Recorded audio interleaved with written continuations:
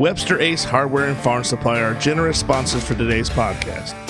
They have been a family-owned business for 27 years. This helpful hardware store sells items such as archery, Ariat clothing and boots, Wrangler jeans, case knives, Hammond's candies, and live fishing gear. They also have a full selection of hardware, RV supply, propane, Ben Moore, Royal & Clark, and Kingston paints. You need a barn or fencing job done? Custom barn kits and roofing metal are provided at your local Ace Hardware store. What about a new grill for the yard? Traeger, Big Green Egg, Weber, and Blackstone are found here, along with all the accessories to go with it. Stock up your workshop with DeWalt, Milwaukee, or Craftsman tools. They got you covered. Remember to go to ace.com to shop their entire line to have items shipped directly to the store.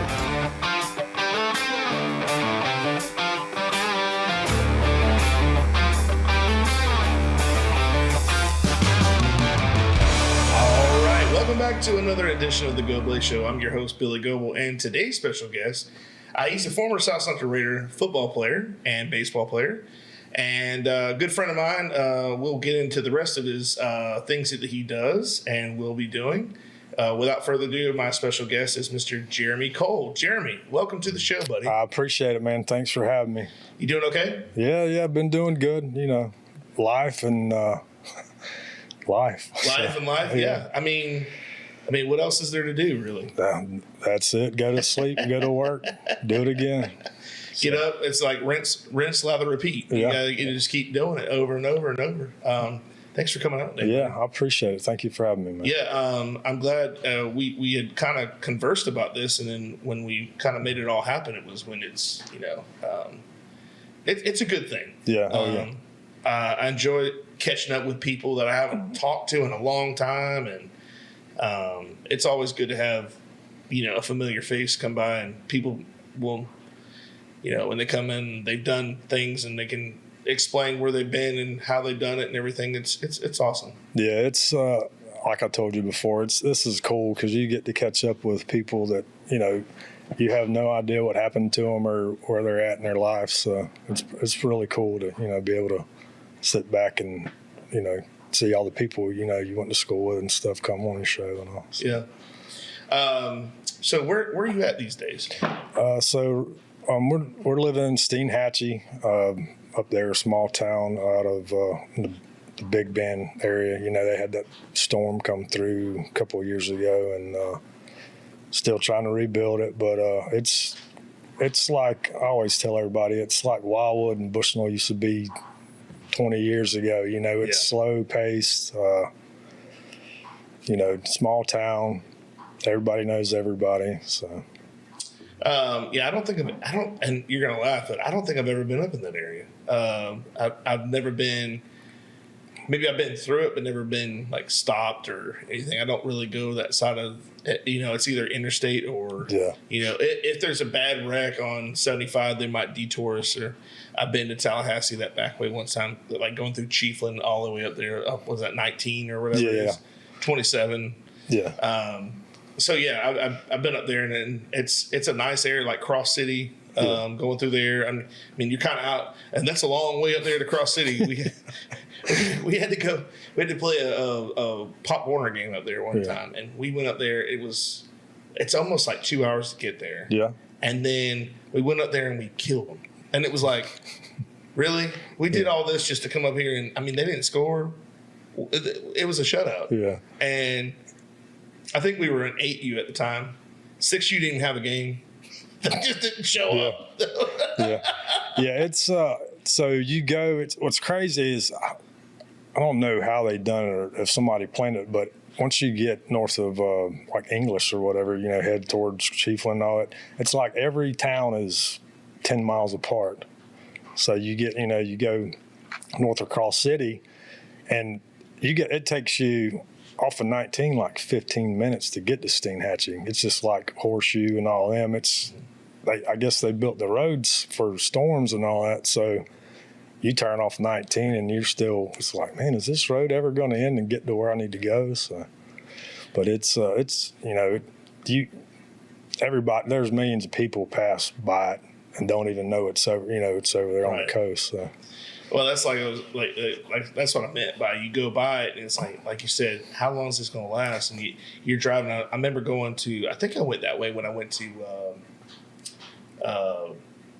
Panama City one time, and I was like, man, this road just keeps going. It's all pine trees, like just or woods, and it's just like one straight shot. It's almost like you're in the Ocala National Forest for like an hour and 15 minutes. And you're like, when is this going to end? Like, when do I see daylight? Yeah. You know? So when I worked for Duke, so when we moved up there, I had gotten a job in Perry, you know, and I used to have to drive from Steenhatchee to Perry, which was from 19 at Tennels is the little town there, and it was 32 miles, and there is nothing but pine trees. And when I'd work late, coming back, as long as the sun wasn't coming up, I was good. But if that sun started creeping, I'd be like, oh man, this is bad.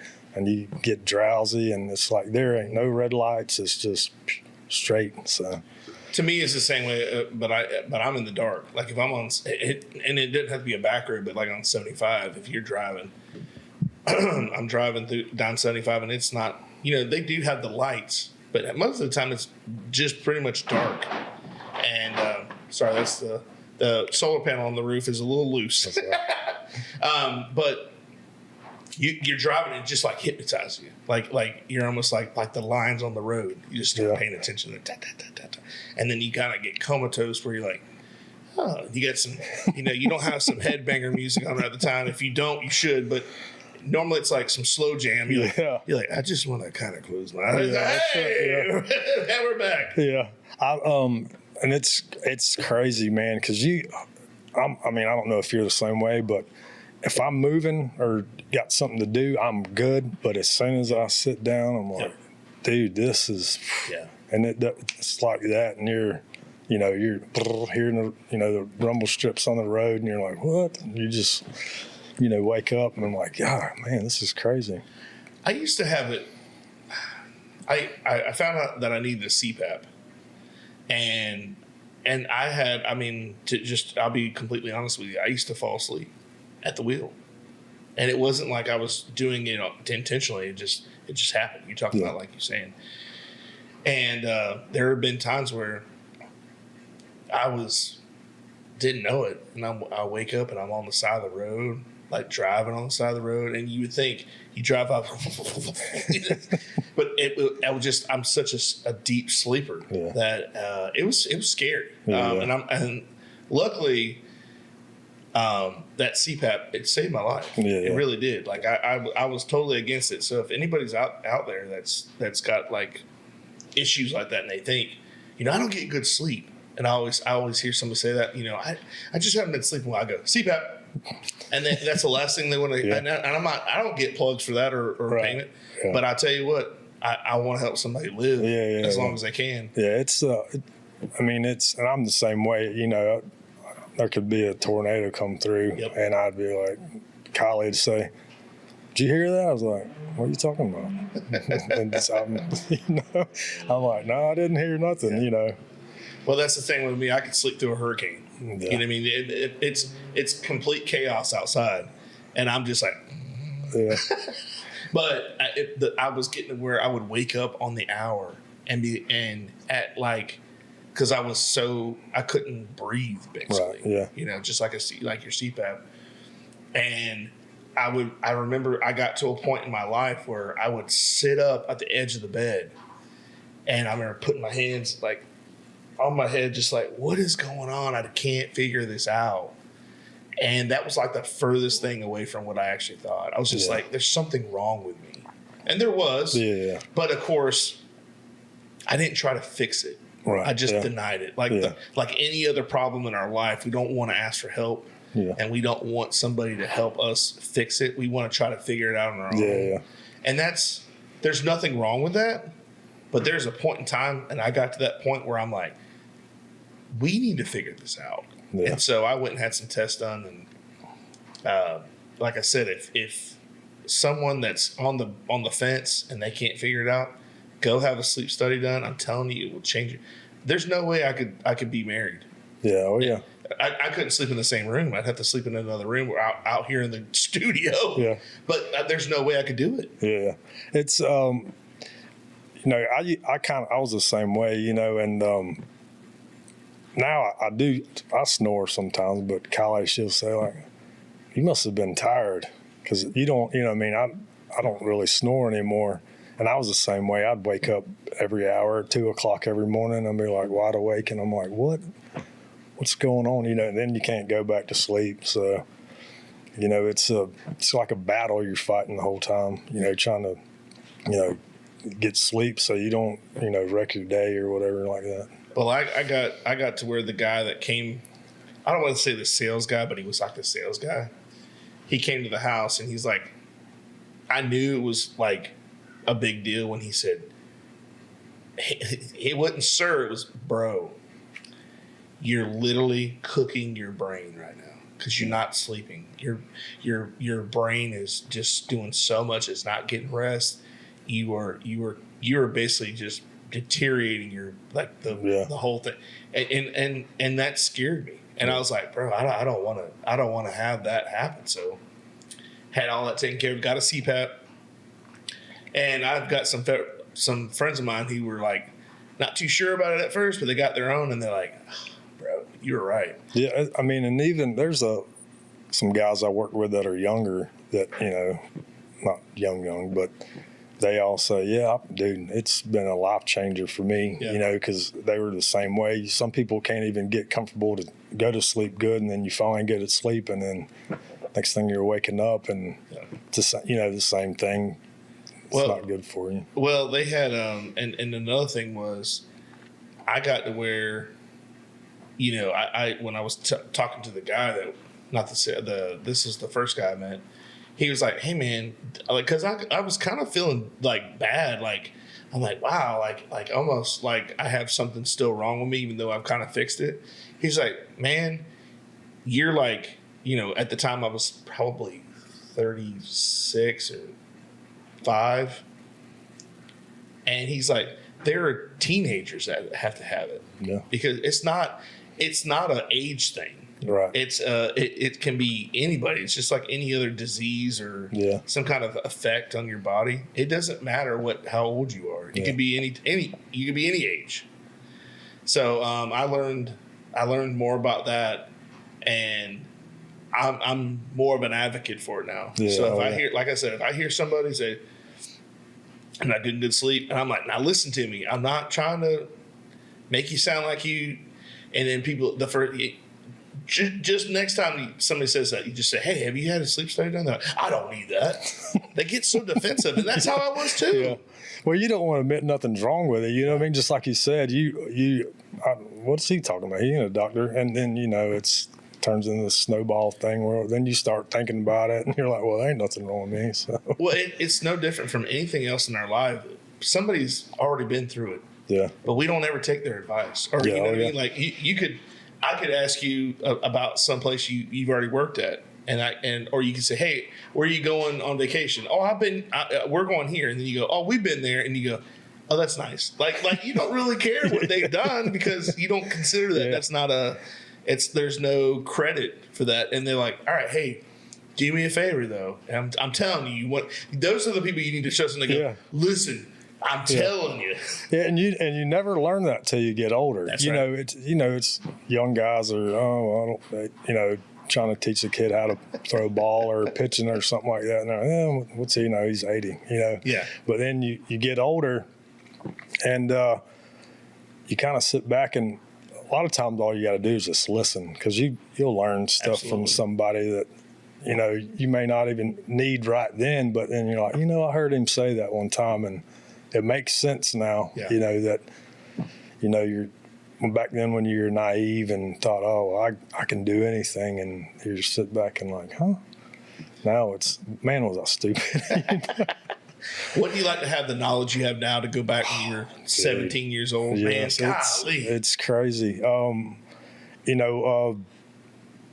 Like moving around, when I was younger, I lived up in Rayford. My mom and dad worked for the state prison, and I don't really remember much, Then we moved back to Wildwood, and my first years of school, I went to Leesburg over at Skeen Elementary. And that's when Mom worked at the Leesburg airport, so it was easy for me to go there. Then I finally, we moved back. I started going to Wildwood, and went there till my freshman year, then went to South Sumter, and then lived Wildwood most of my life. Then I moved up to Steinhatchee and stuff, and it's just the people you meet over the years, that you kind of, it's like a plan that you never would see, where you would be starting and where you'd be ending, or who knows, I may end up moving again. But just the people you meet there's a guy in the group with me, Bobby. He's 77, still plays the steel guitar. He's been around the block, and he's just somebody that you look back and you're like, man, this guy is. He's seen everything. Right. And I've only, 44, I've only seen a small minute of what he has. And it makes you kind of take interest in, listen to somebody more like that, like you were talking about, not just get the, I can do anything still, just trying to go through life and actually have some kind of meaning, and try to do the best you can or whatever. So. Well, when we were kids, we didn't want to hear that. Yeah. We didn't want to hear what Mom and Dad told us. And we just thought, you always think, and it still happens today, because I've got my kids too. And they look at you like, how would you know?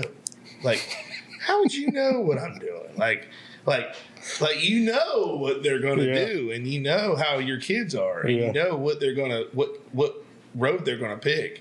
Yeah. And you just go, my God, I hope they pick the right road. Yeah. But it's up to them. You can't live your life through them. But it's amazing how growing up, you look at your parents and then you go, man, when it hits you and you go, they were right. Yeah. That's like the ultimate reality check. Yeah. And it's the dreaded word, whenever it starts out well. I can only tell you this because I've done it before. I've been through it, and then it's almost like you lose them right then. They're like, "Oh, he's full of crap," or you know what I mean? What's he know? You know, and my youngest daughter Savannah, she's both of my girls have been working.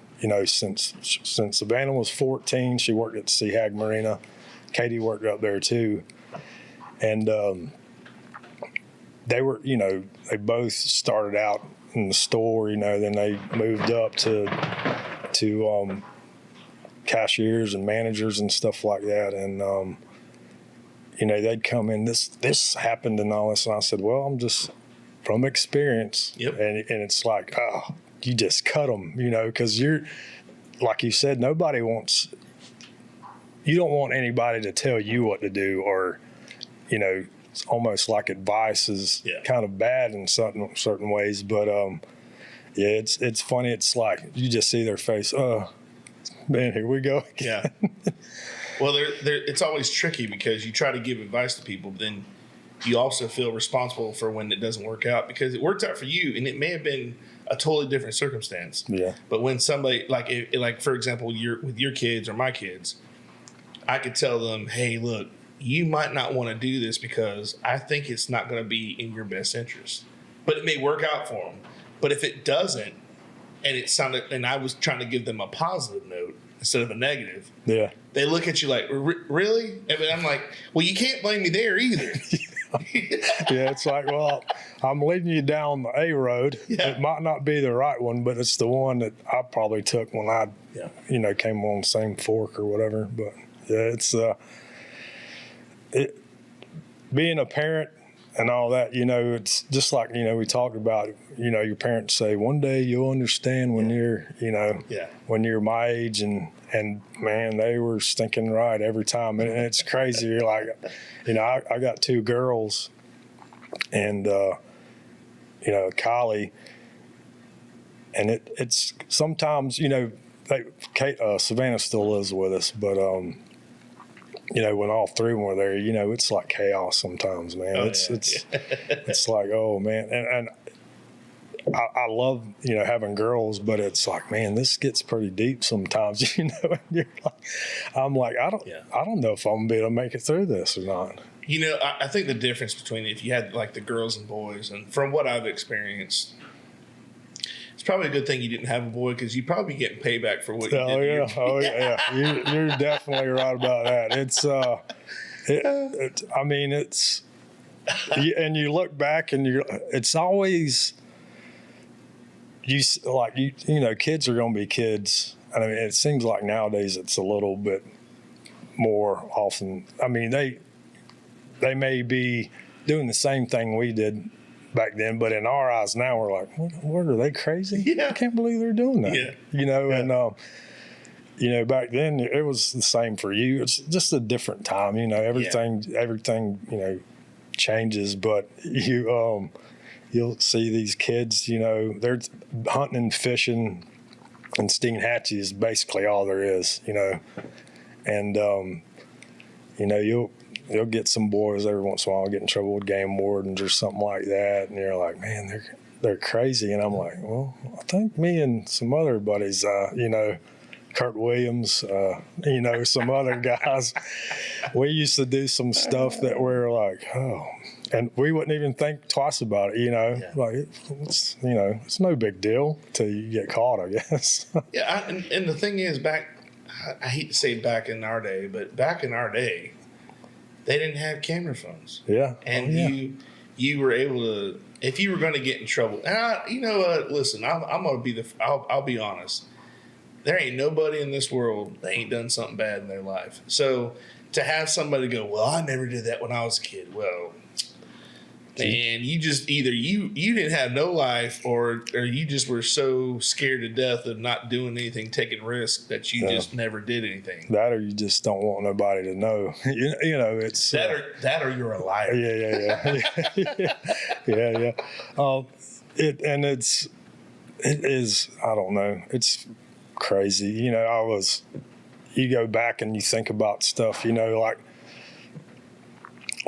our biggest thing, like when we were in high school, was going out to Doug Lancaster and his place on the Lime Rock Road. Rock Road, brother. And wow, yeah. It was, for me, I lived in Coleman, so it was a pretty good drive. Yeah. And it was, we might have a few beers or whatever, and it's, and you don't think about it then because you're like, oh, ain't nothing going to happen to me. And yeah. And now you're like, man, that was, I don't know.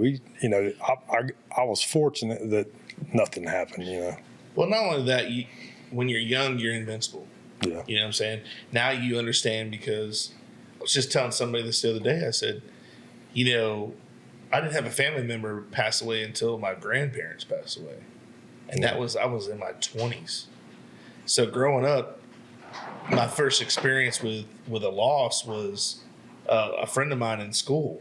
And that was a reality check right there. But you think when you're younger, you're like, I'm going to live forever. Yeah. Or like when I was younger, I used to think, well, you're born, you get older, and then you die. Like there's no way, like you can't die in the middle of your life. Yeah. You don't do that. Yeah. But that's the mindset of a child. Yeah. And so when you're young, you go, and it's always fun to see my kids when I ask them, like when you start breaking down the questions, you go, so what would have happened if this happened? And now when my father did that to me, I always thought he was just trying to give me the fifth degree, like good cop, bad cop. And I'm like, well, what do you mean? What if I would have done this? Are you trying to get me to admit something I haven't even done yet? Yeah. And but in reality, you have to cover all the bases, and you can't make a split decision like that if it involves other people.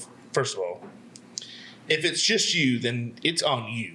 But when you involve, that's why with these, I've seen just in the past year all these wrecks with teenagers in them, and those people that were in the back seat that didn't make it.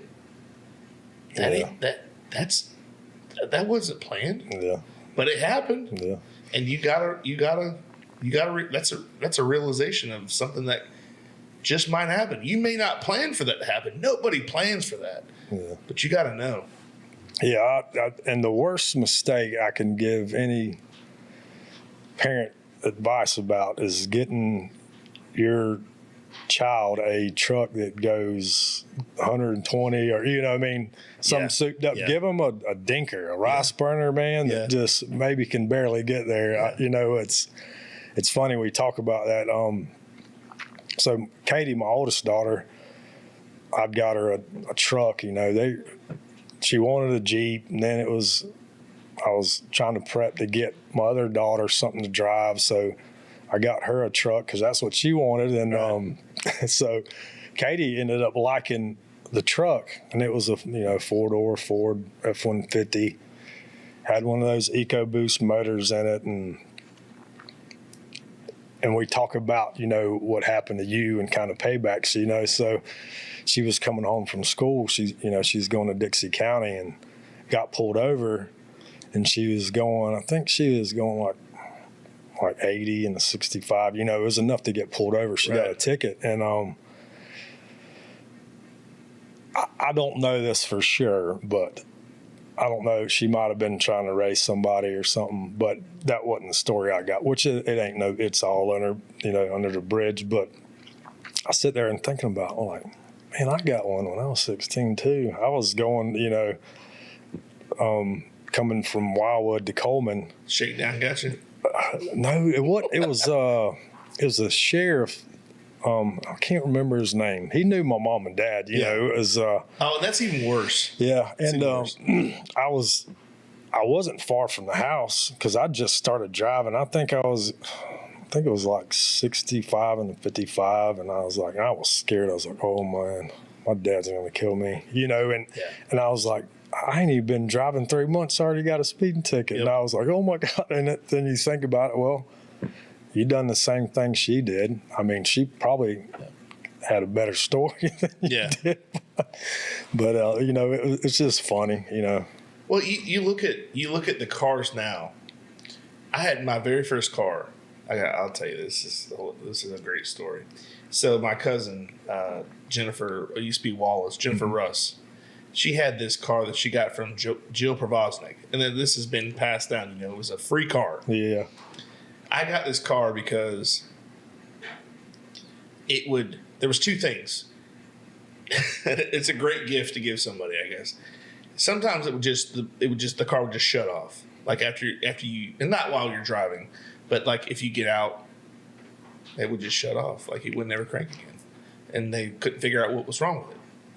The other thing was, it worked and sometimes it wouldn't. Then the other thing was the horn would just go off randomly. So she was living in Fruitland Park at the time. And Fruitland Park, Lady Lake, those are all always mixed together because they're right beside each other. I don't know which one. I get it. My sister and I are driving home. It was an 89 Ford Tempo, right? First car.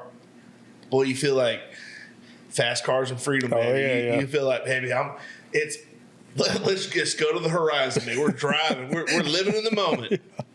So we're taking, and back in the old school, it was Fruitland Park because we were going through the big hills that are no longer there anymore. Yeah. Okay, going down them big hills, gonna come up through by Lake Mona, and all of a sudden, the car's going, the horns just like I'm laying on the horn out, and I'm like, so I just start waving. Yeah. To everybody passing because they think the British are coming or there's a truck on fire behind me. And I never forgot. So I said, man, I don't know what's going on, and it would just go away. So I'm like, well, maybe it's just a fluke, maybe. Yeah. So about, I don't know, a couple weeks later, I'm at my house, and our neighbor, he's a good guy. His name is Danny. He has a cane. He broke his back, and so he has to walk with a cane. Well, all of a sudden, one morning, I hear the dun dun dun dun, and I'm like, "What's going on?" I open the door. It's Danny at the door. He goes, I said, "Danny, what's up?" He goes, "Your car." He's got like one eye, like your car has been going off since like 4 a.m. Oh man, that's great. I got a similar. So when I was going to Lake Sumter to play ball over there, I'd actually gotten a wreck and had to end up getting another truck. Well, my dad wanted a truck that he could take to Alabama hunting that he could leave up there. So between me getting a new one, I'd drive it. And the stupid alternator was going out on it, man. So I was, driving from Wildwood to Leesburg. And you imagine this, you're a freshman in college, and you're the bomb or whatever. You pull up in this, it was like an 80s Toyota single cab. I mean, it was barely, you were driving like this. It was a stick. So I'd be going, on the side road by the ball field, and there'd be volleyball girls, they'd be training and stuff. And I'd go by, and all of a sudden this truck started backfiring. And I'm like, are you crapping me right now? I'm like, I don't want nobody to see me in this thing, but they're definitely going to. Now, that thing done that for, the whole day. Yeah. I'd be driving, because a bunch of retired people were living over there then, Lady Lake, and they'd all be traveling, and I'd be going down, hitting another gear, and that thing, wow, just backfire. And these people, it's like they just start turning and trying, almost going off the road because they think it's a gunshot. And I'm like, man, this is embarrassing. Why make two stops when you could shop at two amazing stores under one roof? Visit Lollipops on Main Boutique and the Stitching Heifers in the heart of downtown Bushnell for all your clothing, accessories, and custom gear. At Lollipops on Main Boutique, you can find stylish women's and men's apparel, novelty items, and the perfect gift ideas. The Stitching Heifers is your one-stop shop for embroidered and printed hats, custom patch hats, and trending graphic tees that can be fully customized for you, your company, or your next big event. Whether you need a single design or a whole company's worth of branded gear, they've got you covered. Come see us at 110 Bushnell Plaza in Bushnell. Shop in-store or browse online anytime at mponmaine.com and thestitchingheifers.com. Promotional consideration paid for by the following. Travelin' Tom's Coffee Truck, the delicious mobile coffee truck that brings you the caffeination inspiration you need. We deliver signature coffee products like our Nitro Cold Brew and Caramel Frappe to any occasion or festivity. And for those who don't like coffee, we offer a variety of delicious hot chocolates, energy drinks, lemonades, and teas. That's Travelin' Tom's Coffee Truck. Pat's Taps at Catfish Johnny's. Pat's Taps is Lake Panasoffke's only craft beer tap room, offering 12 rotating craft beers on tap. We also offer bottled domestic beer, seltzers, ciders, and wine, as well as a variety of appetizers and pub food. Our family-friendly tap room is a great place to hang out and enjoy some one-of-a-kind craft beer. You can find us on Facebook, Instagram, or the Untapped app. Whether your water is supplied by a public municipality or a private well, for residential or commercial use, Purified Water Services LLC has the solutions to provide you with simply clean water. We offer a complete line of professional water filtration equipment and accessories. Soft water makes a difference you can see and feel. Water heater and appliances last longer with less maintenance. Iron and H2S filters eliminate iron stains and offensive rotten egg odors and protects your water softener equipment from iron fouling. No matter what your problem is, Purified Water Services LLC has a solution. Contact Kenny Williams at 352-446-2709. CY Western Company is located in Bushnell, Florida. It's a great place for boots, clothing, gifts, and accessories for the whole family. They are a family-owned and operated business that opened in 2008. They offer free gift bagging and layaway services, and also a 10% discount for 4-H and FFA members with proof of membership.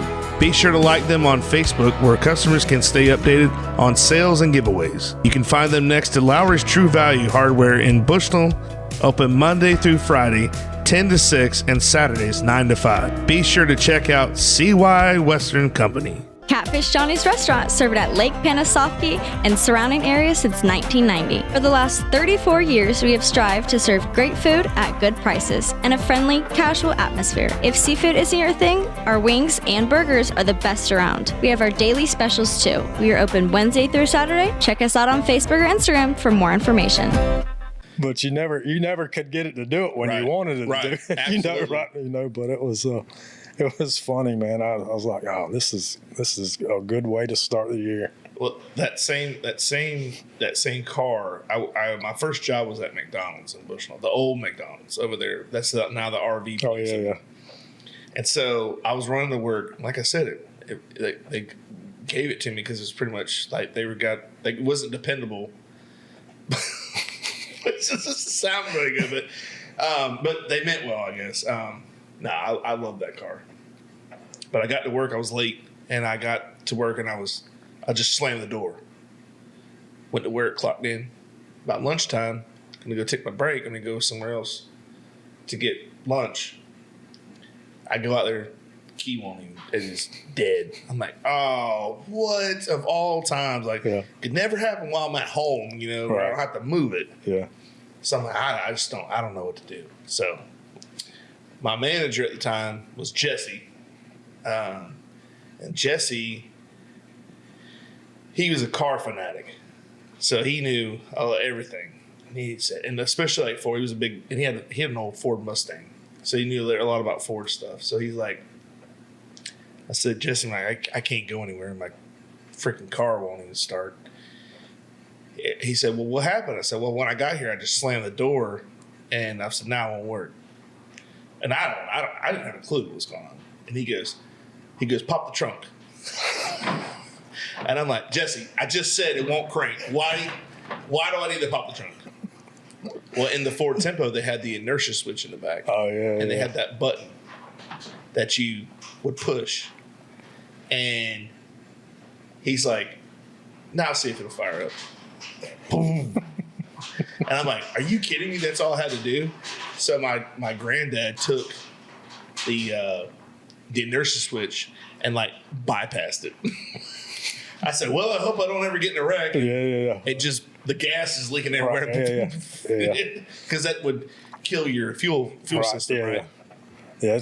They got the same thing in Jeeps. I got an old 82 Scrambler. It's the same thing. I had to change the fuel tank out, and it had the same thing. If it ever rolls over, it plugs the fuel line or just puts a cork in it pretty much so it can't drain out. And gotcha. It's the same thing. I was like, man, that's pretty cool. You never would think about that stuff. Now everything's fuel injected, so it's a little bit different. But I was like, man, that's crazy. Yeah, and I would never thought of that. What I'm saying? Why is this not going? Why would it not run? I'm checking the battery, the starter, alternator, which my alternator did go out when you said your alternator. Yeah. I'm like, I was driving from church one time in Webster, going back to my house, and I'm driving. I get out of Webster, and I'm just cruising along. I get up to 55, 60 miles an hour, and then the radio starts going. I'm like, what's going on here? I noticed something was going on. And that's how old we are. I said radio. Yeah. So radio starts going shh, and I'm like, what? And all of a sudden the lights go dim. My headlights. Yeah. And then all of a sudden I'm losing power. I got 2 curves to get to my house. Oh yeah. Couldn't happen on a straightaway. Nope. It's like Daytona. I'm like, come on, baby. I get around the second curve. If I had known more, now I would have just put it in neutral and try to coast. Yeah. I could have coasted way longer. Yeah. But no, I got it to the floor, baby, because that's all I know. I'm like, get me to the house. So my dad had to take a snatch rope, pull me to the house. I'm like, it was like you could see the car from the house. Yeah, that's how it always happens, man. It's crazy. A lot of kids don't even grow up driving standards or manuals anymore. Yeah. And that's the only reason why that when I had that Toyota, I think is why it didn't really shut me down, because I could you'd have to downshift if it started trying to conk out on you, and it backfire and you keep going. But it's you never think about that stuff when you're you're young and you're like, I'll just let somebody else help me, or Yeah. My first time ever driving a stick shift was at Chuck Todd's farm in Bevel's Corner. Yeah. And he had an old truck. It had 3 on the tree. Yeah. Oh yeah. It was the shifter up on top. Yeah. And I'm like, So I used to go hang out at Kurt's place in Bay Lake, and he had an old Bronco like that, dude. And I'm like, I got in there, I'm like, what's going on? This is a blinker right there. He said, no, that's the stick. what is this shifter doing up here? And we, it was like, man, it's just crazy. The first one, when I was probably 9 or 10, my granddaddy and all, they had cows and stuff, my whole family there in Coleman, and my dad had this old Ford Courier. This thing was a beast. Yeah. Had a hole in the floorboard in the passenger side. And That's for trash. Yeah. And that's what it was too rocky really to be able to work them off of horses. So we'd take trucks, because you could, it was the coolest, it was pretty fun, but I remember that thing. That was the first thing I ever drove.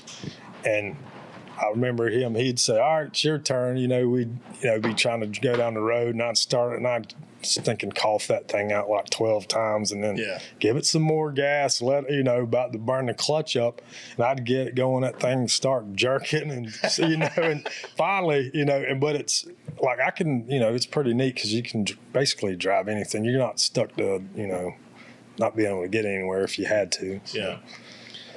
My first time ever driving a stick shift, besides that, and like being employed, I was at Disney. Oh, man. And they had a Richard Petty driving experience there. And I told him, I was like, dude, I'm not very good at stick. I don't have much experience. And so I had to learn, because my job was to prep the cars, then get the people that were driving, get them in, put them in the Hans device and put them inside, and then put up the net and everything. And then when they got back out, reverse the process. And then when I was all said and done, I'd fuel them up, put them in the thing, and then I'd wipe them down. That was my job. Yeah. And we did 2 sessions a day, an 8 o'clock and a noon. And it was an experience. And there was a couple times on it. Oh yeah. You're like, come on, just come on. Yeah. Don't make me look like a fool in front of these people. But you learn, and then right after that, I worked for Massey Greenup, and I had a big tanker truck, and it was at least this was a low gear truck. Right. Yeah. But I got out there in the middle of 27 and what was it? It was Morris. Was it Morris? I want to say it's near, like right out there on the strip, 27, 441 right there. I'm at an intersection, and it just stalls out on me. I'm in the middle of the intersection. You just got to keep going, bro. Yeah. I throw it in there. Yeah. Come on. Yeah, at least bark the tires off when you get going. Make it look cool. Yeah, well, I did everything but put my leg out and start scooting it over. Like, come on, just get me to the shoulder. Yeah, oh yeah, man. That's always at the best times. Best time. That's crazy. So you're growing up in Sumter County. We all know, like, it's changed quite a bit, because it was a little bit more rural than it is now. It still is kind of, but it's growing. And what was your first experience coming to Wildwood at that time? When I was coming from down from Leesburg, when you were in Leesburg, like the school system, like me. It was Wildwood wasn't a very big school, same as South Sumter. It was, I can't remember, maybe 600 kids, maybe, quiet town. You either worked for the power company, Florida Power, or you worked for the railroad, because that was the 2 main hubs as far, men getting a career they could, retire from. It was actually cool. It was, we lived right in town off of Mission Avenue. So we were, kind of here, compared to the schools and stuff. And it was, like all the movies, all the kids used to, go play during the day, Yeah. Matt Ellis, he lived across the road from me a little bit, but it's like a small town, same thing, basically like Steenhatchee is now, everybody. Gotcha. I mean, good and bad, but it was pretty cool, it's, I don't remember a whole lot from when I was skiing in Leesburg because I was probably in kindergarten. I think I came to Wildwood when I was in second grade, so I don't remember a whole lot, Did you play any sports? Actually, no. I played t-ball in Wildwood because we actually lived Right. here. So the first team I was on was Nordic Pawn Gun. Jimmy Young was a coach. He's from Wildwood, and I really didn't know anybody because I was going to school in Leesburg, so it was a little different. Most of my friends were over there, and I'd come back. I didn't really know a whole lot of kids around, till I started going to Wildwood. So, I was going to say, because I know you played both sports. You played football and baseball, but I didn't. And I don't think they had. I don't think Wildwood had a Pop Warner League, did they? No. So the only Pop Warner League they had was in Leesburg, Gotcha. and it just never worked out for me. Gotcha. I know Jarrett Baker. He ended up playing over there, but and I'd wanted to, but it just kind of didn't work out. Didn't work out. Yeah. I was going to say, did you play middle school football? Yeah. It was. What was crazy is we had back then. Wildwood was a machine. Oh yeah. And you had. I think it's the same way here. You couldn't play till you were in seventh grade, and we didn't have enough kids to actually. Seventh grade didn't have enough kids to play both sides. Right. So you might have 13 kids, and we used to have to scrimmage every day against, the eighth graders. And I don't know if you probably remember them, Derek Freeman and Marcus Wilson. Mm-hmm. Yeah, I do. I remember the names. Yeah, I'm talking about beasts. And, me, Matt, Josh Miller played, he played on that team, and Jarrett. And we were pencils. I mean, we might have weighed 130 pounds, and these, Marcus and Derek were 6 foot, Yeah. 6 foot plus, and could run. And I remember I played D end. I think Matt played the other D end, and they were just wearing us out every day. They were killing us. I mean, but it was good because we went undefeated. We beat the brakes off of everybody. Yeah. Seventh grade year, and it evolved. To the eighth grade when we had Brad Lee. He'd come. I don't think he played seventh grade, but he became the workhorse on our eighth grade team, and it was just man, it's crazy. I was going to say if you had I think Matt told me, if I remember right, they said they put him at center at first. Yeah, and then yeah. I said center. Yeah. He's like, I don't think they knew. I don't think they knew where to put me. Yeah. So this is cool because it actually in my situation our seventh grade year, Mike Simmons was the coach down there, and we, I think they just, I don't think it was his first year, but we were.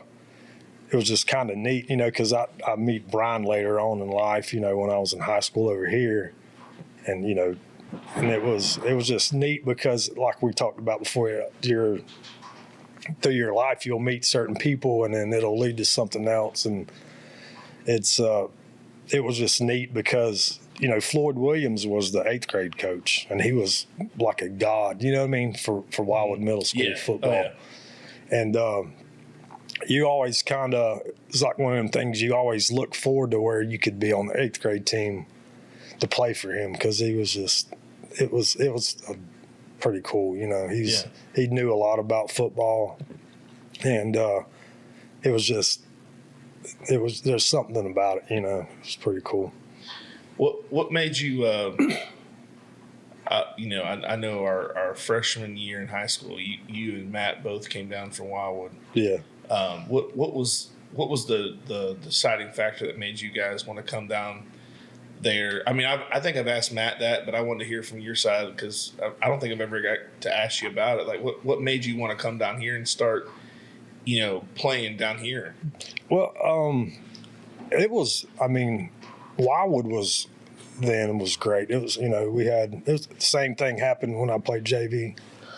Excuse me. We didn't have enough people on the roster to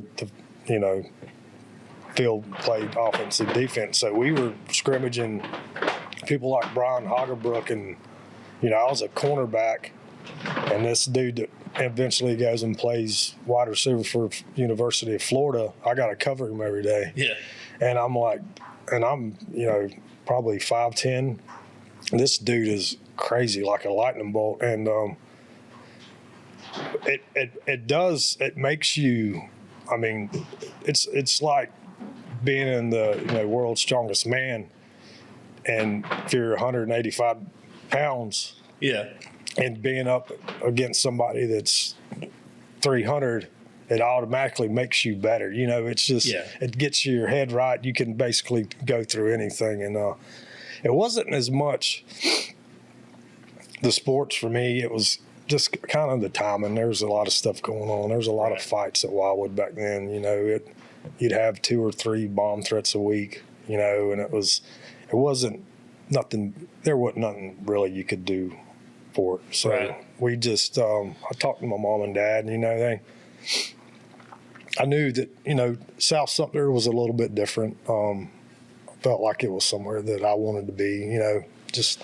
And ultimately it ended up helping me because I ended up going and playing college baseball and stuff. So it was everything. God's got a plan for all of us. We don't exactly see it at the time, but it all works out. So yeah, and I think we always have a plan, but always there's always that saying, like, tell God your plans and he'll laugh. Yeah. Because that's not where you end up, or that's not where he wants you to be. And there's a reason behind everything, like you said. And I've always wondered that because I didn't know you very well. I had heard of you, but I knew Matt because we went to preschool together. Yeah. And I knew Miss Lynn. So I knew him. And even though, when you tell somebody, yeah, we went to preschool together, it's not like you would know that person very well, because I would see Matt periodically. Yeah. Between the gap of that freshman year and preschool, probably like a handful of times, or it felt that way. Yeah. And then all of a sudden you guys come freshman year, and I'm like, all right, like this is like with Matt, I was like, all right, I know this guy, like it'd be cool, but I never knew the reason or anything. Yeah, and it was like I said, it just felt like it was something maybe needed to be changed for me, and back then it was there not a lot of kids transferred, it was kind of like a big deal, and I didn't really, I was like, well, we'll see. My first day at South Sumter, I was like, man, this is crazy. I'm like nervous. I'm like, I don't know anybody. Me and Josh Miller started, and Jarrett, we all went together. We came right after spring break, and I think Matt ended up coming a little bit later there in that year because he was, he was starting QB for Wildwood varsity. So he was, and it was a big change, but it ended up being. It was back then. It was a good school, man. It was a real good place to go to school. So. Well, like you said, that was something that you didn't ordinarily see. Like, it wasn't like a part of our culture now, where kids just go back and forth to each. Yeah. Like, hey, I'm here for football, and then I'm going to play basketball at Wildwood, or vice versa, or I'm going to the Villages, or I'm going to Severi's. You didn't have that. Right. So when someone does come to your school and you're like, obviously we were glad to have you guys, but it was like what is like, I wasn't complaining, but I was just like, man, what's going on at Wildwood where they need to leave? Yeah. You know what I mean? But I get all that. It was just, and not that I really wasn't a troublemaker or nothing, but it just seemed like a better place to kind of, to come to. And like I said, there's nothing against anybody. We didn't have any quarrels with anybody or nothing like that. It's just, seemed at the time, it seemed like it was, a better place. I was going to say, we had discussed Wildwood middle school football, and I was just telling somebody that just the other day. I was like, back in the day, we couldn't beat that middle school team. Yeah. I mean, when we were going to middle school, we didn't beat them. Yeah, I remember. We had a great squad. Yeah, I remember when we played South Sumter when I was at Wildwood, and Booby, Yeah, I was going to say Booby was great. He was a monster. Yeah. He's as big as, Derek and all of them, and Brad, and it was like, man, this is crazy. And it was, back then it was like, man, we got to play South Sumter. And, even my freshman year when I played football at Wildwood, it was just, like I said, it's the same thing. We went undefeated that year. And it was, we beat the brakes off everybody. We had, a bunch of good kids, athletes. And Steve Doggett was a JV coach then, and it was a lot of fun because you felt like I said, we were going against the varsity every day, and we felt like anybody we played, we would stay with them no matter what, and we'd win. We won all the games, and it was actually neat. Like I said, just going against somebody that's way out of your league actually helps you improve and gets you, where you need to be. So, I'm gonna switch gears right now because I want to kind of keep this in the vicinity of what we're going to be when this will debut. But, right. Yeah. You are a musician. Yep. And you will be at our Sumter County Fair, March 7th. Yep. Yes, which when this airs will be tomorrow night. Right. March 7th, Saturday night. Yeah. What time? 3 o'clock. 3 o'clock. Okay. Yeah. Well, we're going to get into detail, but I wanted to make sure we covered that, and then that way everybody kind of knew who Jeremy was. But what is it an exciting thing to come? I know you've already played. I've seen you at Pat Staps. You guys are really good. Let's just start off with the band name. Give us an idea of what to expect and who's in the band. All right, so we're the Vintage Cowboys. We play a lot of 90s country. Myself, I play the bass. So we got Sammy Roll. He's a vocalist too. He's kind of the front man a little bit. He's the guy that gets everybody going. I run the sound, set up. I'm I guess you could say, the workhorse, getting everything going. Yeah. We got Bobby Dodd, which is a steel player. He's crazy good.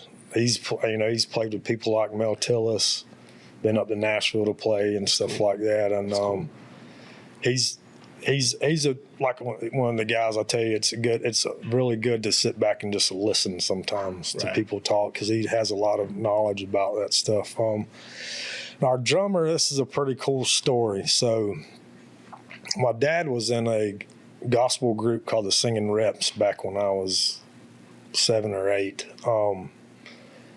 And the drummer then that he played with is Donnie Weatherford. And I remember when I was a little kid,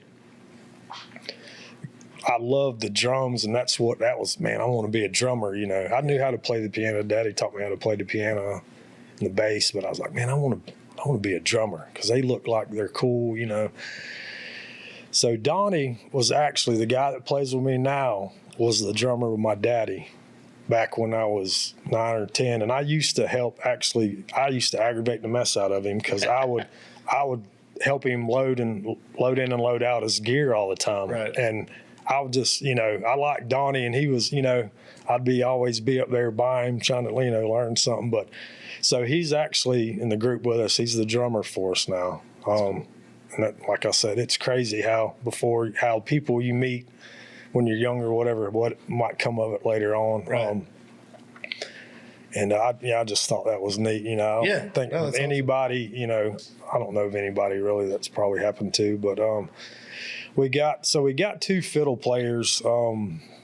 They're both brothers. They're from, they live in Trenton. Well, one lives down in Claremont now, but Nick and Aiden, they're both really, really good musicians. Their ear for music is unbelievable. They can hear a fiddle line on a song one time and they pick it up. Wow. And they got it. Wow. He's like, yeah, I got that. Okay. That's a gift. Yes. That's a very unique gift. And it's just cool because like a fiddle brings a certain aspect to what you can and can't play, but you don't ever see a lot of fiddle players down around here. You know what I mean? It's like even like a steel guitar. There's not a lot of bands that have steel guitars, right. but they really it adds a lot, and it's you can play some Alabama stuff, you play some Charlie Daniels, older stuff like that normally you would never get to play.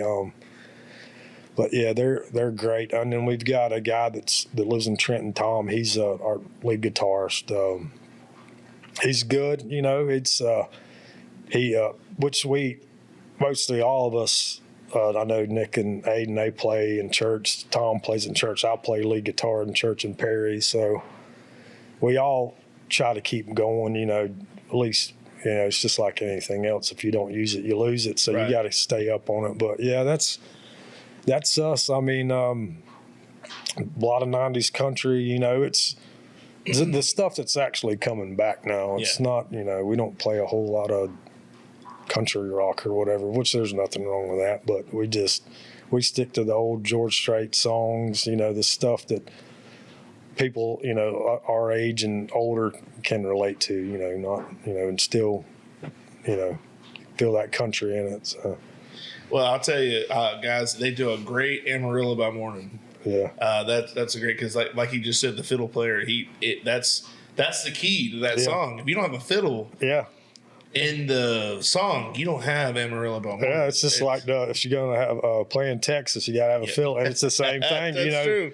And it's crazy because I never really been around a fiddle player till we started the Vintage Cowboys, and I was like, that's just something that ain't you never see really. Yeah. Most of them 4-piece bands, and they do a wide variety of stuff, but they can't they can't do that old country honky tonk stuff. So, well, a good example of what you're talking about is why is Zach Top so popular? Yeah, it's because he's bringing back that old sound. Yep. And that song, I Sleep Like a Baby, I Never Lie. That song, it takes, when I listen to it, it takes me back. And that's no lie. It takes me back to another place. Like I remember, that's why 90s country is, to me, that's the best. Yeah.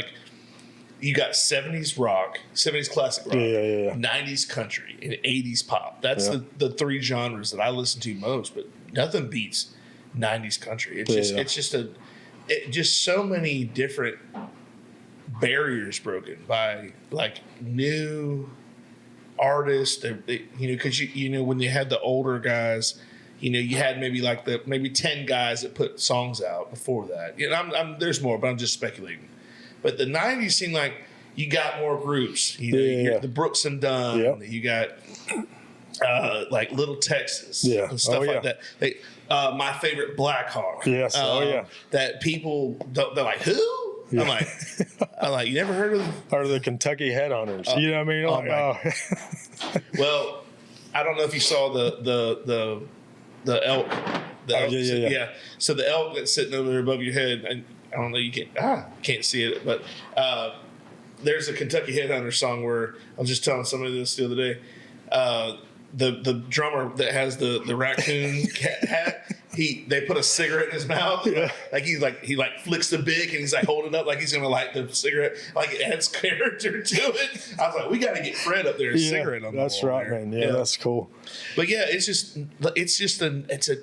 people love nostalgia. Yeah. And they go back and that it's like when you hear a song that you know exactly where it was played the first time you heard it.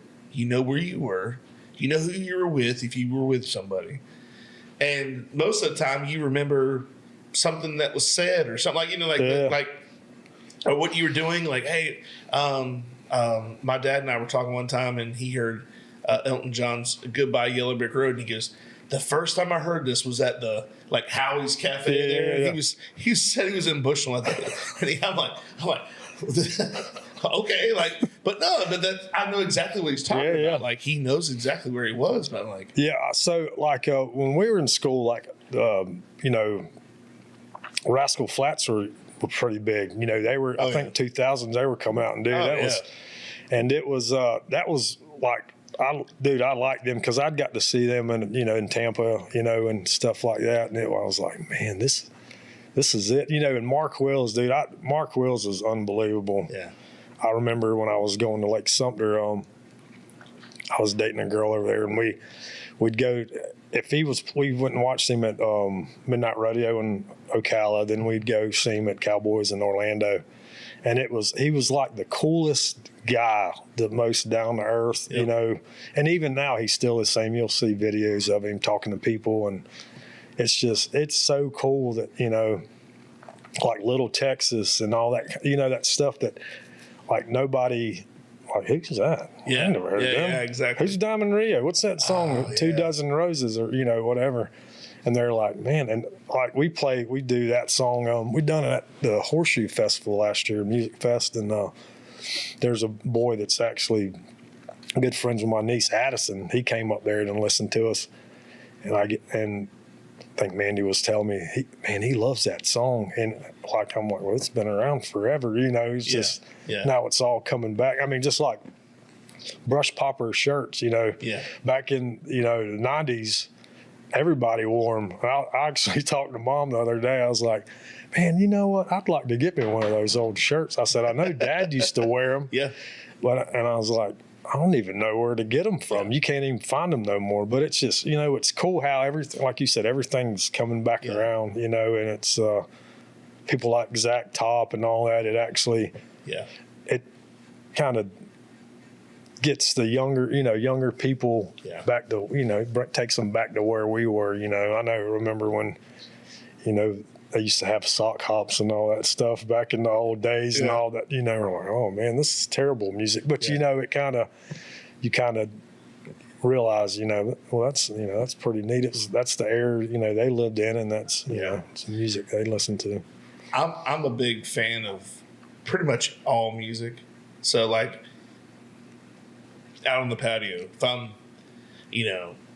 have, some kind of ribs or something on the grill or whatever, and I'm out there just having a drink out on the patio, I've got playlists galore. Like, and it's usually by genre. So I've got an 80s and 90s country playlist.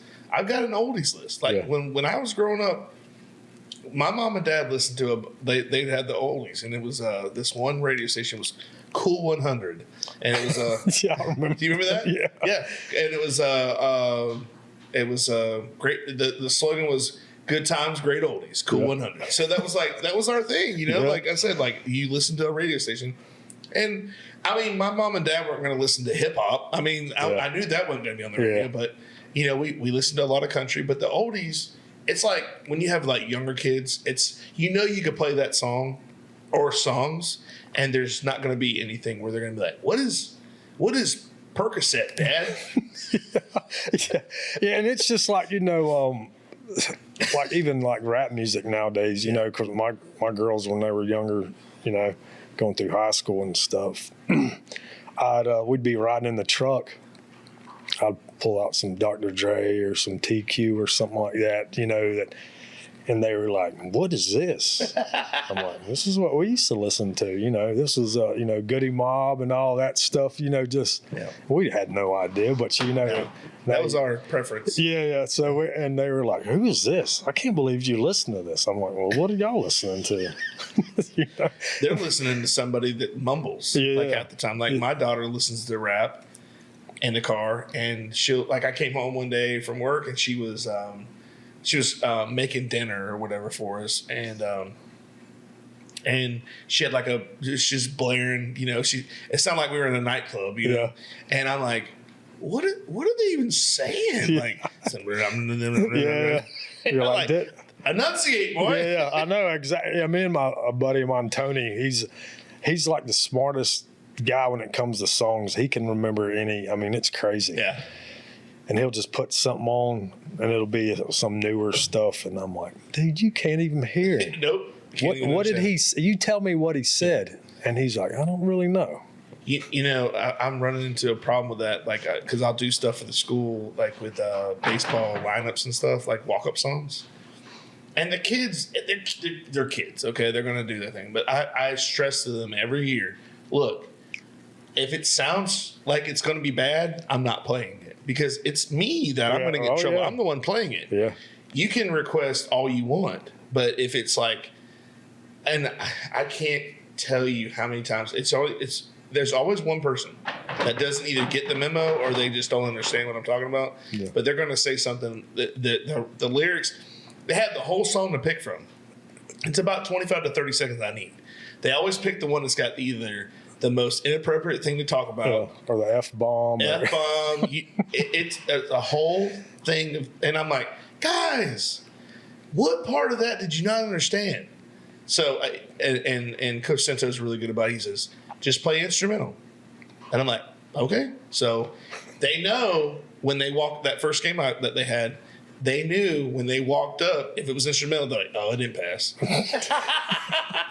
I tried to get one in on him, but he caught it. Yeah. I mean, he must have Googled the lyrics. Yeah. What? I can't believe it said that. That wasn't in the version I had. Yeah. Like, oh my gosh. Yeah. It's crazy. It's funny. Thanks for watching part 1 of this 2-part podcast. Check out full episodes on YouTube and Spotify.